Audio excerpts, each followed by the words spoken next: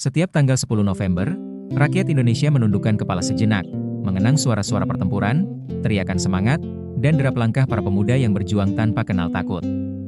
Hari itu, yang kita kenal sebagai Hari Pahlawan, bukan sekadar tanggal dalam kalender nasional. Ia adalah simbol dari keberanian, pengorbanan, dan tekad seluruh bangsa untuk mempertahankan kemerdekaan yang baru saja diraih. Setelah proklamasi kemerdekaan Indonesia dikumandangkan pada 17 Agustus 1945, tidak serta-merta berarti bahwa perjuangan bangsa selesai. Di berbagai daerah, terutama di Surabaya, semangat mempertahankan kemerdekaan masih diuji oleh datangnya pasukan sekutu yang mendarat pada 25 Oktober 1945 di bawah pimpinan Brigadir Jenderal A.W.S. Malabi. Secara resmi, pasukan sekutu datang untuk melucuti tentara Jepang yang telah kalah dalam Perang Dunia Kedua. Namun di balik misi itu, terselip agenda tersembunyi dari NICA, Netherlands Indië Civil Administration, pihak Belanda yang ingin kembali menegakkan kekuasaan kolonial di bumi Indonesia. Kecurigaan dan ketegangan pun tak terhindarkan. Rakyat Surabaya, yang baru saja merasakan manisnya kemerdekaan, menolak segala bentuk campur tangan asing.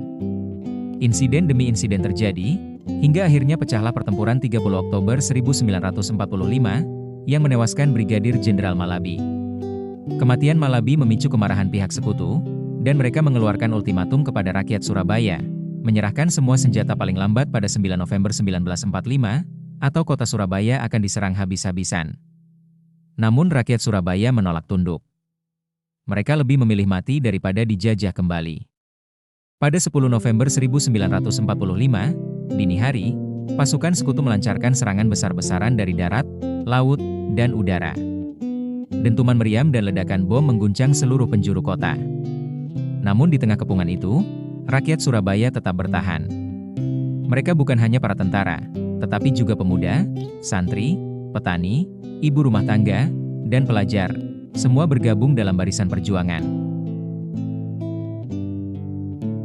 Di tengah kobaran api dan reruntuhan bangunan, terdengar suara lantang yang menggugah semangat rakyat, suara Bung Tomo. Melalui siaran radio, Bung Tomo menyerukan kata-kata yang kelak menjadi legenda. Selama banteng-banteng Indonesia masih mempunyai darah merah yang dapat membikin secari kain putih menjadi merah dan putih, maka selama itu tidak akan kami menyerah kepada siapapun juga. Seruan itu membakar semangat juang rakyat. Dengan persenjataan seadanya, mereka melawan pasukan modern yang jauh lebih kuat. Banyak yang gugur, banyak yang terluka, namun tak ada yang menyerah. Kota Surabaya porak-poranda, tapi semangat rakyatnya tak pernah padam. Pertempuran ini berlangsung selama lebih dari 3 minggu, dan menelan ribuan korban jiwa di pihak Indonesia. Meski kalah secara militer, Surabaya menang secara moral dan sejarah. Dunia menyaksikan betapa bangsa muda ini rela mati demi mempertahankan kemerdekaannya. Semangat juang rakyat Surabaya menggema ke seluruh penjuru Nusantara, menyalakan api perlawanan di berbagai daerah. Peristiwa 10 November bukan hanya kisah masa lalu, melainkan cermin bagi masa kini. Hari Pahlawan mengingatkan kita bahwa kemerdekaan tidak diberikan, ia direbut dengan darah dan air mata. Para pahlawan mengajarkan bahwa cinta tanah air bukan sekadar kata-kata, melainkan tindakan nyata. Bagi generasi sekarang, perjuangan tidak lagi di medan perang dengan senjata dan peluru, melainkan di medan pembangunan, pendidikan, dan kemanusiaan. Tantangan bangsa berubah, namun semangatnya harus tetap sama, semangat pantang menyerah, semangat persatuan, semangat untuk memberi yang terbaik bagi negeri. Di tengah arus globalisasi, ketika nilai-nilai kebangsaan sering tergerus oleh kepentingan pribadi, semangat 10 November mengingatkan kita untuk tetap berpegang pada jati diri bangsa, menjaga keadilan, persaudaraan, dan kemandirian.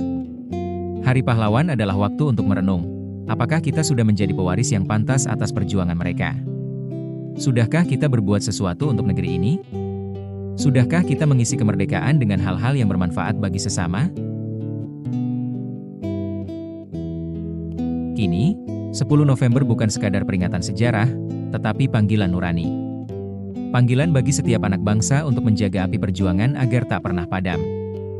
Seperti nyala semangat di Surabaya tahun 1945, biarlah keberanian itu terus hidup di dada kita, menerangi jalan menuju masa depan Indonesia yang lebih adil, berdaulat, dan sejahtera.